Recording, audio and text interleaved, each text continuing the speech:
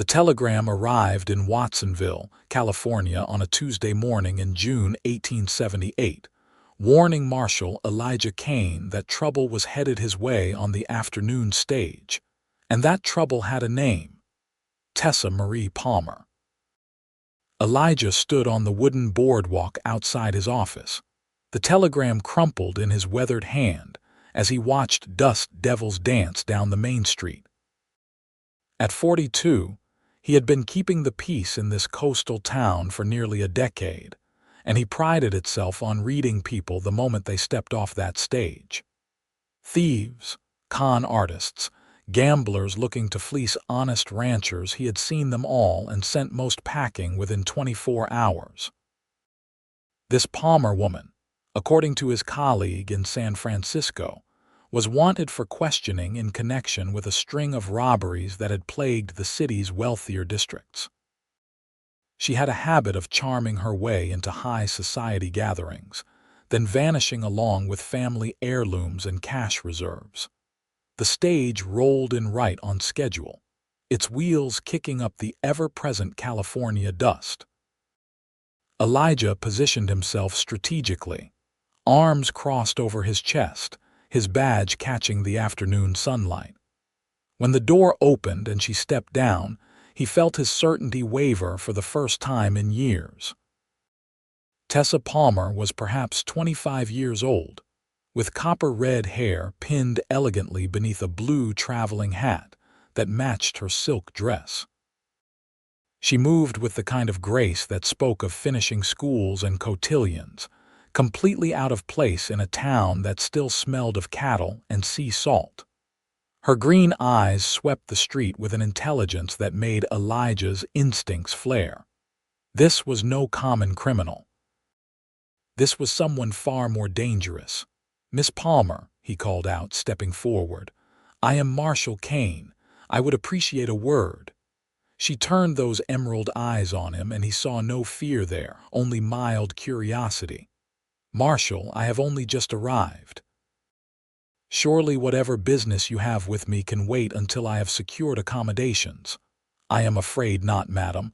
I have questions that need answering." "Then ask them," she said simply, retrieving her carpetbag from the driver. "But I warn you, I am very thirsty and quite tired from the journey." "If you insist on an interrogation, at least have the courtesy to offer me some water." Elijah found himself leading her to his office, aware of the curious stares from shopkeepers and townsfolk. Inside, he poured her a glass of water from the pitcher on his desk and watched as she drank it with unhurried elegance.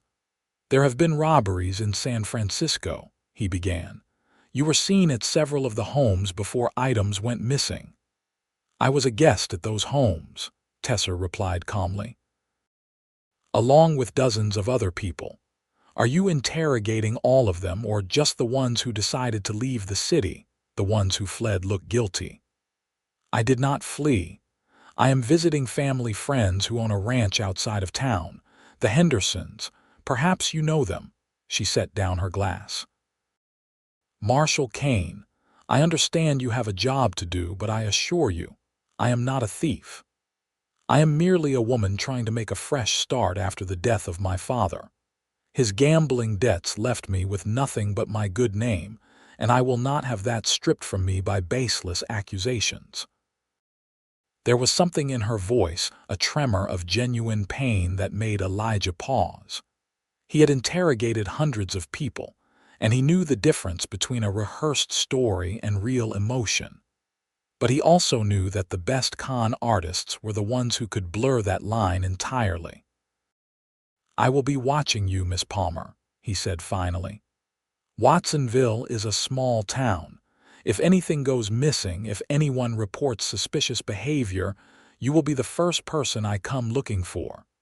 "Then I hope you have comfortable shoes, Marshal," she replied, standing gracefully. "Because you will be wasting a great deal of time following an innocent woman." She swept out of his office with her head held high, leaving behind the faint scent of lavender and Elijah's growing certainty that this woman was going to be nothing but trouble. What he did not know was that someone else was watching Tessa Palmer with equal interest, though for entirely different reasons. Samuel Noah worked the Double H Ranch for the Hendersons, a spread of prime California grazing land that stretched from the foothills down toward the coast. At 28, he had spent the better part of a decade working cattle, breaking horses, and saving every penny he could toward buying his own land someday. He was riding into town for supplies when he saw the confrontation outside the marshal's office, or rather, when he saw her. The woman in the blue dress moved like water, smooth and unstoppable, her red hair catching fire in the sunlight. Samuel felt something shift in his chest, a sensation he had not experienced since he was a foolish teenager. He reined in his horse and watched as she emerged from the marshal's office, her expression composed but her hands trembling slightly as she smoothed her skirts. She was heading toward the general store when her carpetbag's handle broke, spilling her belongings across the dusty street. Samuel was off his horse before he fully thought through his actions. "Let me help you with that, madam," he said, crouching down to gather scattered items: a book of poetry, a silver hairbrush, a bundle of letters tied with faded ribbon. "Thank you," she said quietly, and when he looked up he found himself trapped in those green eyes. Up close, he could see the exhaustion in her face, the shadows that spoke of sleepless nights and heavy burdens. "Are you all right?" The question came out before he could stop it. She blinked, surprised. "I am fine, just travel-weary." "And harassed by the marshal, seems like," Samuel observed, carefully placing her belongings back in the bag. "He has got a way of making folks feel unwelcome." "He is only doing his job," Tessa said, but there was bitterness in her tone. "Or what he believes is his job." Samuel handed her the repaired bag, having quickly tied the broken handle in a secure knot. "Samuel Noah, madam. I work at the Double H." Her expression brightened immediately. "The Hendersons' ranch. I am Tessa Palmer. I am supposed to be staying with them." "Do you know if they received my telegram?" "They did," Samuel confirmed. "Mrs. Henderson asked me to come into town today to watch for the stage, but I got delayed with a fence repair. I was supposed to escort you back to the ranch." Relief washed over her face so visibly that Samuel felt his protective instincts surge. Whatever trouble she was running from, and he was certain she was running from something, she was scared beneath that polished exterior. "I would be very grateful for the escort, Mr. Noah," she said. "Just Samuel, madam. Let me get your trunk from the stage office, and we will get you settled." As they rode out of town in the Hendersons' wagon an hour later, Samuel was acutely aware of Marshal Kane watching from his office window. The older man's expression was hard, suspicious. Samuel understood the marshal's caution. Watsonville had its share of drifters and con artists, but something in his gut told him that Tessa Palmer was not what she seemed, and more importantly, that she was not what the marshal thought she was. "He really believes I am a criminal," Tessa said quietly, following his gaze. "Are you?" Samuel asked bluntly. She turned to look at him, and he met her eyes steadily. After a long moment she said, "No, but I understand why he might think so. I was at those houses when things went missing. The truth is, I was so desperate for food and connections after my father died that I accepted every invitation I received. I needed to maintain appearances while I figured out how to survive. When the robberies started being connected to me, I realized I had to leave before I was formally charged with something I did not do. So you ran." "I left," she corrected. "There is a difference. Running implies guilt.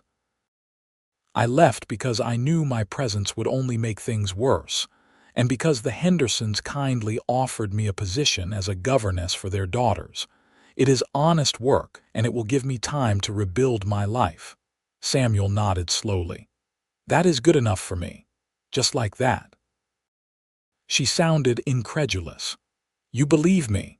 My mama always said you can tell more about a person from their eyes than their words, Samuel said. Your eyes say you are tired and scared, but they do not say liar.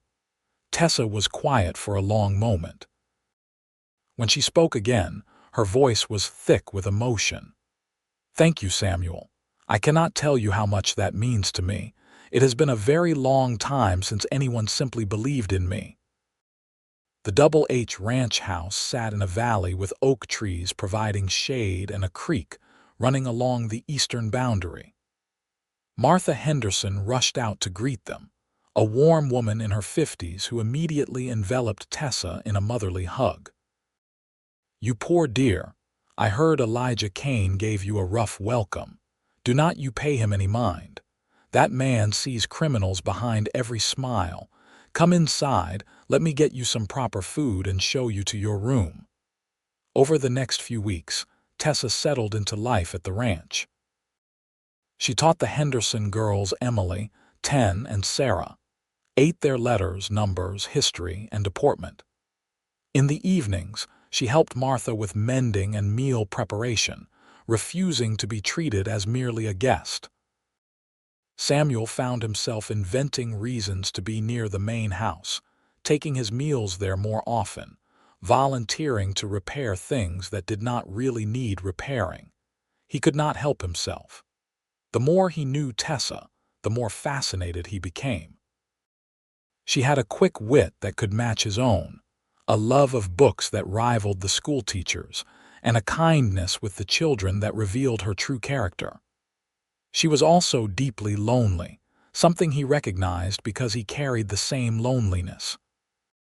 His family was back in Texas, and he had been on his own since he was 18, chasing the dream of his own spread. One evening in early July, he found her sitting by the creek, her shoes off and her feet dangling in the cool water. The sun was setting, painting the sky in shades of orange and pink that made her hair look like living flame. "Mind if I join you?" he asked. She smiled and patted the grass beside her. "Please do. I was just thinking how beautiful it is here." San Francisco was elegant, but it never felt alive like this. Samuel sat down, rolling up his pant legs and dipping his own feet in the water. "It is a good place. The Hendersons have built something real here." "You think you will stay?" Tessa asked. "Or will you move on once you have saved enough for your own land?" "I have been thinking about that," Samuel admitted. "I have almost enough to buy a small place. There is a property about 5 miles north that is coming up for sale. Not much, just 100 acres with a cabin and a barn, but it would be mine." "That sounds wonderful," Tessa said wistfully. "Having something that truly belongs to you. What about you? Are you planning to stay in Watsonville?" She was quiet for a long moment. "I do not know if I will be allowed to stay. Marshal Kane comes by once a week, asking questions, watching me. He is waiting for me to slip up to prove I am what he thinks I am." "He is a fool," Samuel said firmly. "Anyone with eyes can see you are exactly what you claim to be." Tessa turned to him, her expression softening. "You are very kind, Samuel, kinder than I deserve. Why would you say that?" "Because I have brought trouble to the Hendersons' doorstep. Because every time the marshal shows up, I see Martha worrying. Because I am scared that eventually something will happen in this town, some theft or crime, and I will be blamed for it whether I am involved or not." Samuel reached out and took her hand. It was forward, improper even, but he did not care. "Then I will stand with you when it happens. I will tell anyone who will listen that you are innocent." "You barely know me," she whispered. "I know enough," he replied. "I know you are patient with children who test your limits. I know you insist on doing more than your share of work. I know you sit by the creek at sunset and look at the sky like you are memorizing it in case it gets taken away. That is enough for me." Tessa's eyes filled with tears, but she was smiling. "I do not know what to say." "Say you will let me court you properly," Samuel said, his heart pounding. Say you will give me a chance to show you that not everyone sees trouble when they look at you. Some of us see something worth every bit of trouble that might come with it." She laughed, a sound that was half sob. "Yes, yes, I will let you court me, Samuel Noah. Though I think you may be the bravest or most foolish man in California." "Maybe both," he agreed, and then he leaned in and kissed her, soft and gentle, tasting the salt of her tears and feeling like he had finally found what he had been searching for all these years. But their happiness was fragile, and Marshal Kane was not a man who let go of suspicions easily. The trouble came in late August. The Watsonville bank was robbed on a Thursday afternoon, 3 masked men making off with nearly $5,000. It was the biggest crime the town had seen in years, and within hours, Marshal Kane was at the Double H Ranch, his face set in grim lines. "I need to speak with Miss Palmer," he announced. Martha crossed her arms. "Tessa has been here all day, Elijah. She has had nothing to do with any robbery."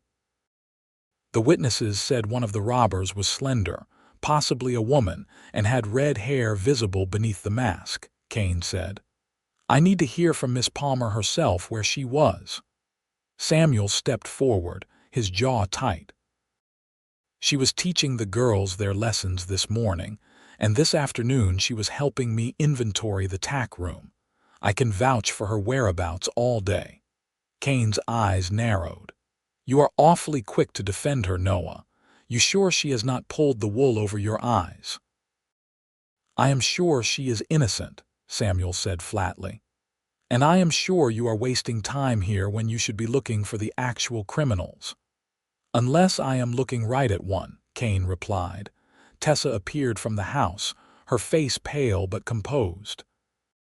"Marshal Kane, I understand I am your preferred suspect for any wrongdoing in this town, but I assure you, I have been exactly where Samuel said.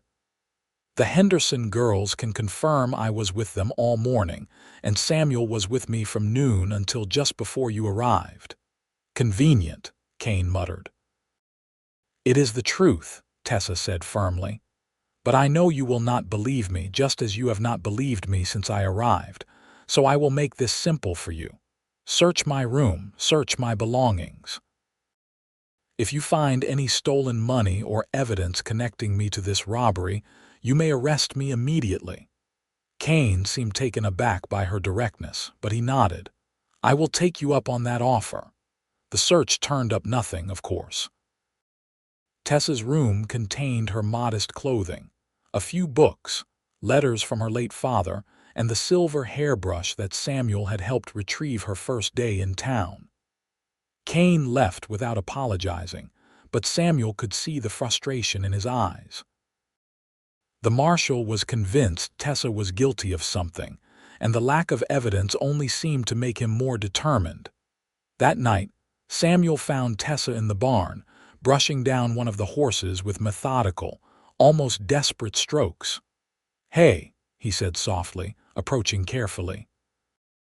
"You all right?" "I do not know how much longer I can do this," she said, her voice cracking. "Every time something happens, I will be blamed.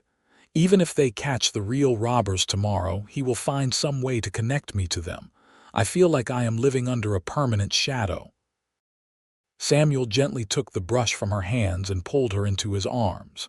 She resisted for only a moment before collapsing against his chest, finally letting the tears come.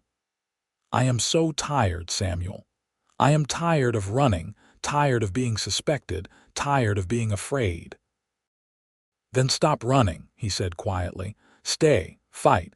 Let people see who you really are. It will take time, but this town will come around. They will see what I see." "And what do you see?" she asked, pulling back to look at him. "I see the woman I am falling in love with," Samuel said. "I see the woman I want to build a life with. I see someone who is brave enough to face down false accusations with her head held high. That is who you are, Tessa. Not what Kane thinks, not what those people in San Francisco believed. You." She kissed him then, fierce and desperate, clinging to him like he was the only solid thing in a world that kept shifting beneath her feet. The breakthrough came 2 weeks later from an unexpected source. A drifter was arrested in Salinas for drunk and disorderly conduct, and when the local sheriff searched his belongings, he found marked bills from the Watsonville robbery. Under questioning, the man gave up his accomplices, including a woman named Rebecca Cross, who wore a red wig during robberies to throw off witnesses. Marshal Kane rode to the Double H Ranch himself to deliver the news. He found Tessa hanging laundry with Martha, looking more at peace than he had ever seen her. "Miss Palmer," he said, removing his hat, "I owe you an apology, a sincere one. The real robbers have been caught and you have been fully cleared of any suspicion." Tessa paused in her work, a wet sheet in her hands. "Thank you for telling me, Marshal. I appreciate your honesty." Kane shifted uncomfortably. "I let my prejudices guide me instead of evidence. That was wrong. I hope you will accept my apology and know that you are welcome in Watsonville without any shadow hanging over you." "I accept your apology," Tessa said quietly. "And I hope you will remember this the next time someone new comes to town. Not everyone running from their past is running from crimes. Sometimes they are just running from pain." The marshal nodded slowly, replaced his hat, and rode away looking older than he had when he arrived. Samuel came around the side of the house just as Kane disappeared down the road. "Did I just see what I think I saw?" "You did," Tessa confirmed, and then she started laughing, a sound of pure relief and joy. Samuel swept her up and spun her around, both of them laughing like children. "You are free," he said, setting her down but keeping his arms around her. "Truly free." "I am," she agreed, and then her expression turned serious. "Samuel, you said you were saving for land. Are you still planning to buy that property?" "I am. In fact, I put in my offer last week. I should hear back any day now." "Would you consider a partner?" Tessa asked carefully. "I have a small amount of money left from selling my father's watch and a few other items. It is not much, but it would help with supplies and livestock." Samuel studied her face. "Are you asking what I think you are asking?" "I am asking if you meant what you said by the creek. About courting me, about building a life." She took a deep breath. "Because if you did, I am saying yes to all of it. Yes to the land, yes to the partnership, yes to whatever future you are willing to build with me." "Tessa Palmer," Samuel said solemnly, "are you proposing to me?" "I suppose I am," she replied, blushing. "Is that terribly forward?" "It is perfect," he said, kissing her soundly. "Yes, yes to all of it. We will build something real together, something that belongs to both of us." They were married in October, a simple ceremony in the Watsonville church with the Hendersons and half the town in attendance. Even Marshal Kane came, though he stayed in the back and left quietly after the vows.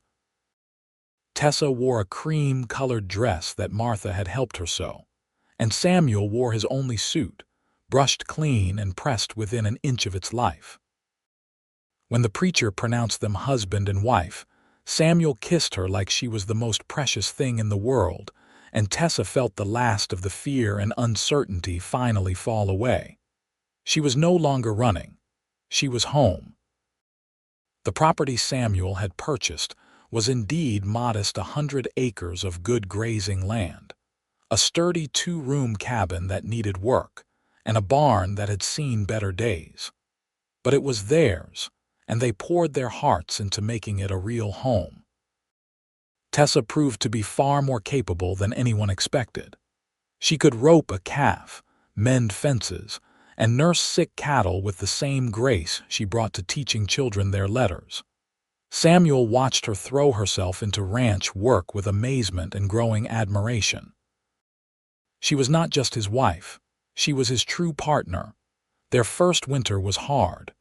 Money was tight, the work was endless, and there were nights when they went to bed exhausted and aching. But there were also nights when they lay in front of the fire.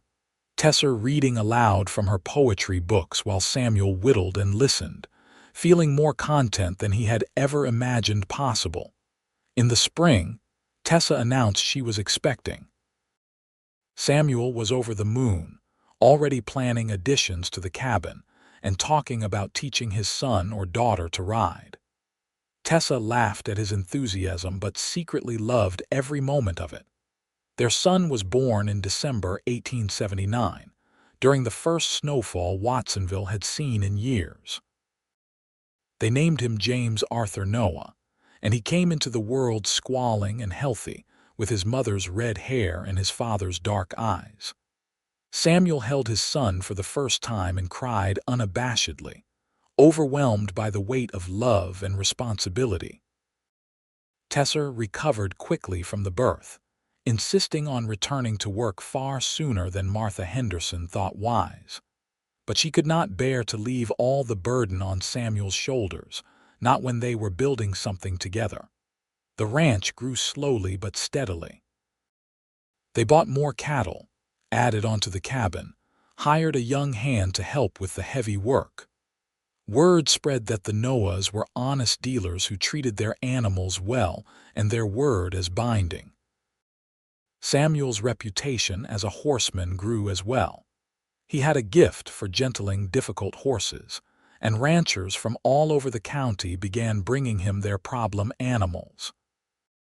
Tessa started a small school in their expanded cabin during the winter months, teaching children from neighboring ranches when the weather made the trip to Watsonville's schoolhouse difficult. She charged almost nothing, remembering her own desperate days and wanting to give back to the community that had eventually welcomed her. Marshal Kane stopped by occasionally, but his visits were friendly now. He would sit on their porch, drink Tessa's coffee, and talk about town news or ask Samuel's advice on a horse. He never explicitly apologized again, but his changed behavior was apology enough. When James was 3, Tessa gave birth to twin girls, Alina and Margaret, both with their father's dark coloring and their mother's green eyes. The cabin was suddenly full of noise and chaos and laughter. Samuel built cradles and toys, working late into the night to ensure his daughters had everything they needed. Tessa managed the household with efficiency born of necessity, though there were moments when she looked overwhelmed by the sheer amount of life happening around her. "How did we get here?" she asked one evening, standing in the doorway watching Samuel play with their children in the yard. The sun was setting, painting everything gold, and the twins were shrieking with laughter as their father pretended to be a bucking bronco while James tried to ride him. "We took a chance on each other," Samuel said later, when the children were asleep and they sat together on the porch swing he had built. "You took a chance on a cowboy who had nothing but dreams and rough hands. I took a chance on a woman the whole town thought was trouble. And were they right?" Tessa asked, snuggling against his shoulder. "Am I trouble?" "Absolutely," Samuel replied, kissing the top of her head. "The very best kind, the kind worth every single second." The years continued to roll by, marked by the rhythms of ranch life having seasons and brandings, horse sales and harvest festivals, hard winters and generous springs.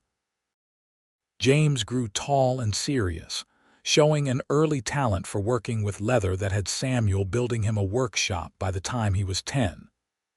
The twins were inseparable, always into some mischief or another, but with such charm that it was hard to stay angry with them. In 1887, Tessa received word that the San Francisco robberies case had been definitively closed. The last of the gang had been caught, and Rebecca Cross, the woman who had used red wigs to implicate others, had confessed to everything. The authorities sent Tessa a formal letter clearing her name of any and all suspicion, along with an apology from the San Francisco Police Department. She read the letter once, then tucked it away in her drawer. It did not matter anymore.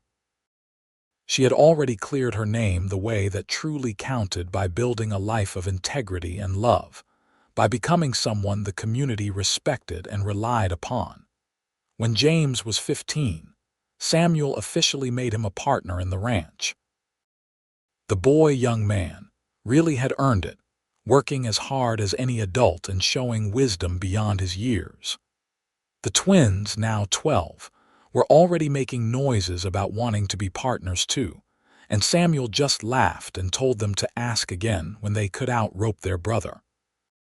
Tessa continued her winter school, but she also began writing. She penned articles about ranch life for California newspapers, capturing the beauty and hardship of their existence with vivid detail. Her pieces were popular, and she earned enough to add significantly to the family's income. Samuel was endlessly proud of her, showing her published articles to anyone who would look. On their 20th wedding anniversary, Samuel took Tessa back to the spot by the creek where he had first asked to court her. The oak trees were bigger, and they were both a bit grayer, but the sunset was just as beautiful. "You have any regrets?" he asked, holding her hand. Tessa was quiet for a long moment, thinking about the girl who had stepped off that stage in 1878, terrified and alone and desperate. She thought about the marshal who had been so certain she was a criminal, about the poverty and fear that had defined her life before Watsonville. Then she thought about Samuel, about their children sleeping safely in the home they had built together, about the land that bore their name and their sweat. "Not a single one," she said finally. "That Lawman thought I was trouble wrapped in a pretty package, but you saw something different. You saw someone worth taking a chance on. That made all the difference." "You were worth every bit of it," Samuel said simply. "Every hard day, every moment of doubt, every time I defended you to Kane or anyone else, worth all of it and more." They kissed as the sun set, two people who had found each other against all odds and built something lasting from almost nothing. The ranch continued to prosper. James married a girl from a neighboring ranch when he was 22, a smart and capable young woman named Catherine who fit seamlessly into the family. They built their own cabin on the north edge of the property, close enough to help but far enough for privacy.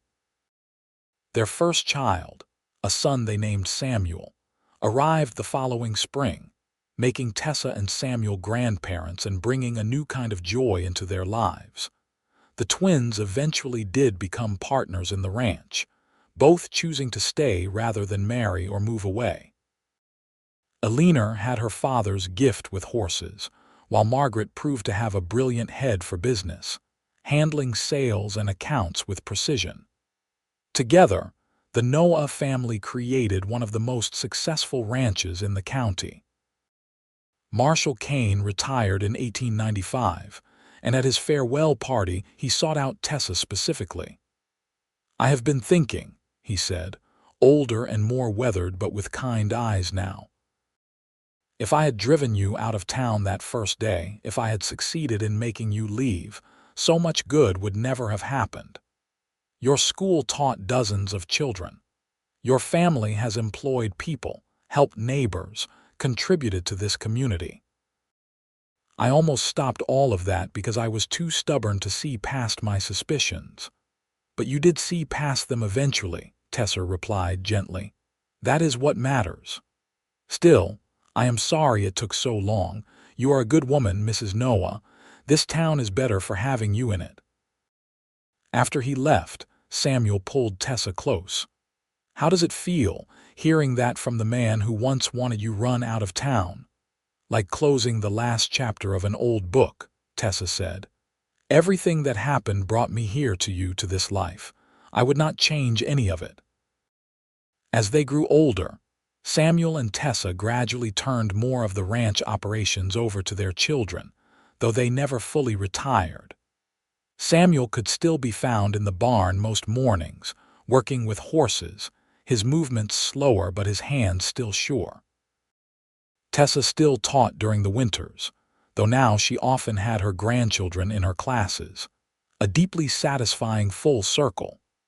They celebrated their 30th anniversary surrounded by family, children, and grandchildren, neighbors and friends who had become like family. The house overflowed with food and laughter, and someone brought out a fiddle for dancing. Samuel led Tessa in a slow waltz on the porch, their steps perfectly matched after decades of moving through life together. "When I saw you step off that stage," Samuel murmured, "I had no idea you would become my entire world." "When I saw you helping me pick up my scattered belongings," Tessa replied, "I had no idea you would be the one to help me pick up all the scattered pieces of my life and make them whole again." "We did that together," Samuel corrected. "Yes," she agreed, resting her head on his shoulder as they swayed. "We did it together." The California sky stretched above them, vast and star-studded, the same sky that had watched over them since that first sunset by the creek. The air smelled of oak trees and the distant ocean, of the cattle in the near pasture, and the roses Tessa had coaxed into blooming around the expanded cabin that was now almost a proper ranch house. Inside, their family was laughing and talking, their grandchildren playing games that James had once played, eating food prepared from Tessa's recipes, living the life that she and Samuel had fought so hard to create. This was their legacy, not just land and livestock, but love and belonging, proof that people could overcome their pasts and build futures brighter than they had ever imagined.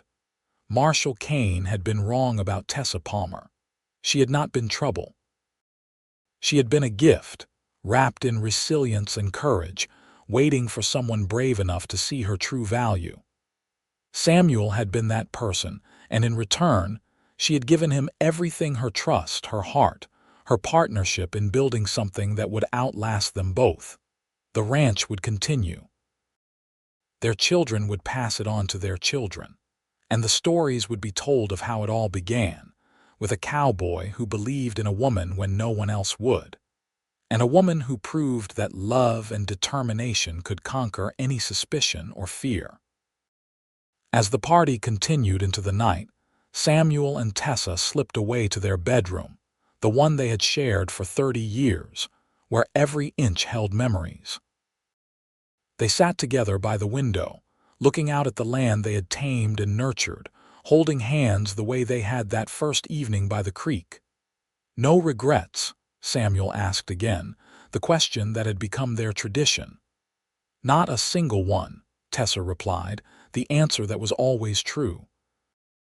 "You are still worth every bit of it. And you are still the best kind of trouble," Samuel said, kissing her softly. Outside, the California stars wheeled overhead, eternal witnesses to a love story that had started with suspicion and doubt, but had transformed into something solid and true. The lawman had called her trouble. The cowboy had called her worth it. In the end, they were both right. She had brought upheaval to Samuel's quiet life, but she had brought joy and meaning too, and that was worth more than any price. Their story did not end with grand gestures or dramatic moments.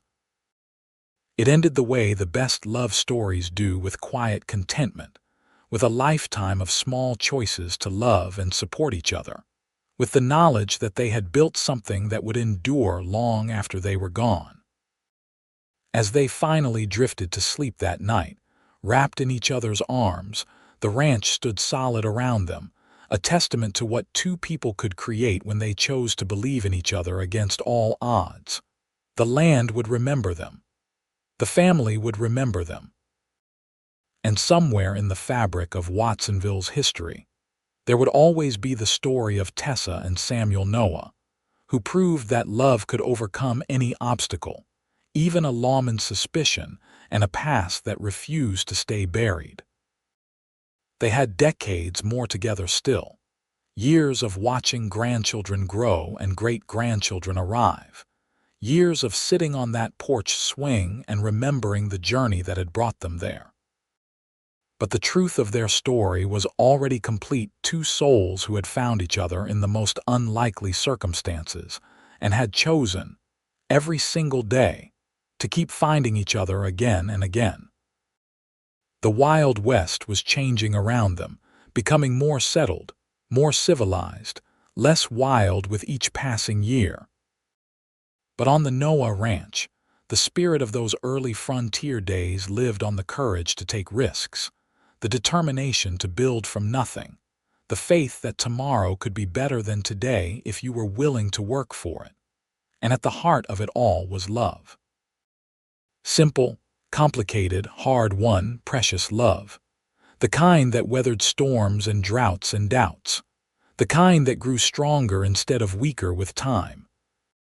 The kind that made a lawman's suspicions and a city's accusations fade into irrelevance, replaced by a truth far more powerful that Tessa and Samuel belonged together, had always belonged together, and would continue belonging to each other for all the days they had left. Their story was written in the land itself, in every fence post Samuel had set and every garden Tessa had planted, in the brands on the cattle and the name on the deed. It was written in their children's faces and their grandchildren's laughter, in the school lessons taught and the horses gentled, in 1,000 small acts of love and partnership that added up to a life fully lived.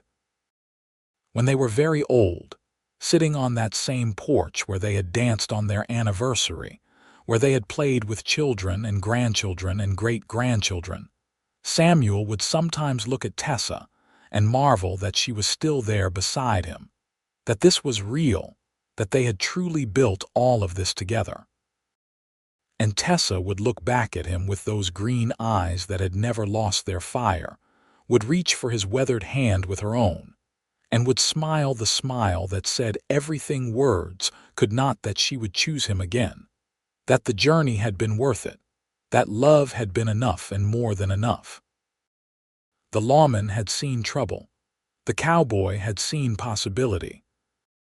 And between suspicion and faith, between fear and hope, they had created a love story for the ages, one that proved beyond any doubt that sometimes the best things in life are the ones you have to fight for, the ones everyone else says are impossible, the ones that require you to look past surfaces and see the truth beneath. Tessa Palmer Noah and Samuel Noah lived long lives filled with purpose and joy, and when they finally passed, many years and many grandchildren later, they went knowing they had lived fully, loved completely, and left behind a legacy that would endure. The ranch still stands, run now by descendants who carry their names and their values, a living monument to two people who refused to let the world define them, and instead defined themselves through love, hard work, and an unshakable faith in each other. Their story became part of Watsonville's folklore, told and retold, the tale of the woman who was called Trouble and the cowboy who said she was worth it, and how together they proved that love can indeed conquer all.